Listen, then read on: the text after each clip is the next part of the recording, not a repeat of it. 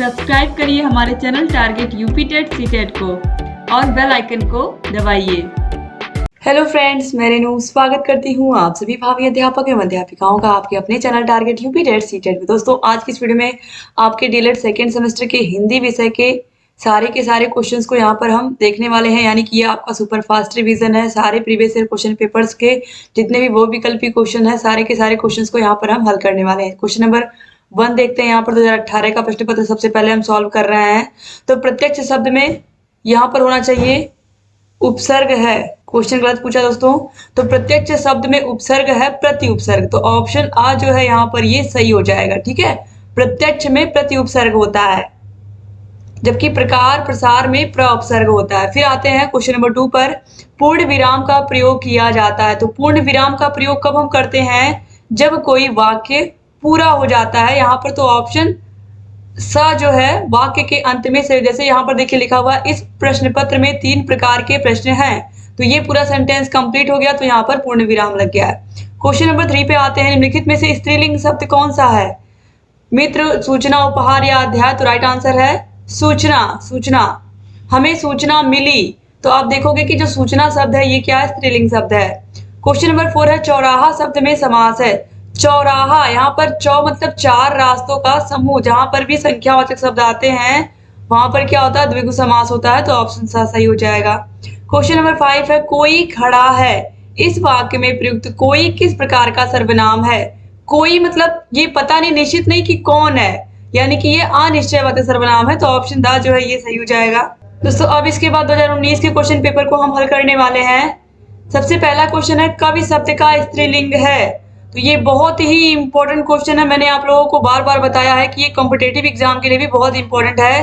तो कवि शब्द का जो स्त्रीलिंग होता है वो कवयित्री होता है। क्या होता है? कवयित्री, और यही सही होता है। इसको आप जरूर याद रखिएगा, ऑप्शन सा। क्वेश्चन नंबर 2 पे आते हैं। व्याकरण में वचन का सही अर्थ क्या होता है?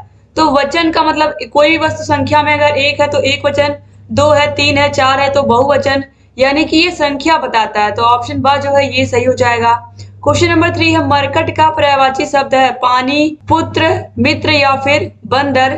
तो मरकट का दोस्तों सही आंसर है बंदर, ऑप्शन द जो है सही हो जाएगा। इसके बाद क्वेश्चन नंबर 4 है। निम्नलिखित में से जातिवाचक संज्ञा है पुस्तक, ममता, अच्छाई या रमेश। तो यहाँ पर आप देखिए जो ऑप्शन आ है पुस्तक, ये क्या है? जातिवाचक संज्ञा, क्योंकि पुस्तक किस प्रकार की है, किस क्लास की है, किस प्रकार की पुस्तक है कुछ नहीं पता। जबकि अच्छाई और ममता ये क्या है? ये भाववाचक संज्ञा है। और रमेश क्या है? ये व्यक्तिवाचक संज्ञा है। क्वेश्चन नंबर 5 है। फा का उच्चारण स्थान है। तो प, फा, बा, भा इनका उच्चारण स्थान होता है पोस्ट, तो ऑप्शन बा जो है ये सही हो जाएगा। और दोस्तों यहाँ पर हम 2020 के पेपर को भी सॉल्व कर लेते हैं। तो क्वेश्चन नंबर 1 है। काव्य को कितने भागों में बांटा जाता है? दृश्य काव्य, श्रव्य काव्य, अ और ब दोनों। तो दोस्तों राइट आंसर ऑप्शन सा ही है, अ और ब दोनों। क्वेश्चन नंबर 2 है। पठन का अर्थ है सस्वर वाचन, मौन वाचन, अ और ब दोनों। तो यहाँ पर भी राइट आंसर ऑप्शन सा ही है, क्योंकि पठन में सस्वर वाचन यानी कि साथ साथ भी पढ़ते हैं हम और मन में भी पढ़ते हैं।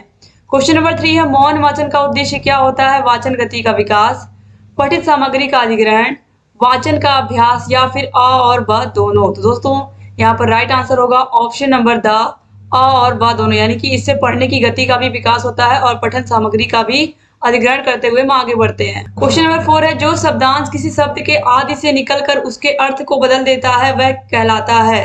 दोस्तों यहाँ पर देखिए प्रारंभ की बात हो रही है। तो कोई भी शब्दांश अगर किसी भी शब्द के आगे जुड़ता है तो उसे हम कहते हैं उपसर्ग। तो यहाँ पर ऑप्शन आ जो है उपसर्ग ये सही हो जाएगा। क्वेश्चन नंबर 5 है। संज्ञा के स्थान पर प्रयुक्त होने वाले शब्दों को हम क्या कहते हैं? तो संज्ञा के स्थान पर प्रयुक्त होने वाले शब्दों को हम सर्वनाम कहते हैं, तो ऑप्शन बा यहाँ पर सही हो जाएगा। दोस्तों अब यहाँ पर हम 2021 के पेपर को भी देख लेते हैं। तो पहला क्वेश्चन है। उच्चारण शिक्षण का उपयुक्त अवसर है प्राथमिक स्तर, माध्यमिक स्तर, स्नातक स्तर या उपयुक्त तीनों। दोस्तों उच्चारण शिक्षण जो होता है इसमें बच्चों का उच्चारण प्रोनाउंसिएशन हम सही करते हैं कि बच्चे सही से उच्चारण कर रहे हैं कि नहीं शब्दों का, तो ये हम प्राथमिक स्तर पर ध्यान देते हैं, क्लास 1 to 5। तो ऑप्शन आ जो है ये सही हो जाएगा। क्वेश्चन नंबर 2 पे आते हैं।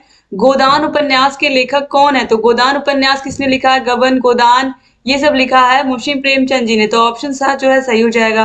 क्वेश्चन नंबर 3 है। जितना संभव हो सके वाक्यांश के लिए एक शब्द क्या, जितना संभव हो सके, यानी कि यथासंभव प्रयास किया हमने, इस तरीके से हम वाक्य बना सकते हैं। तो यहाँ पर ऑप्शन आ सही हो जाएगा। क्वेश्चन नंबर 4 है, निम्न में से कौन सा गुणवाचक विशेषण है?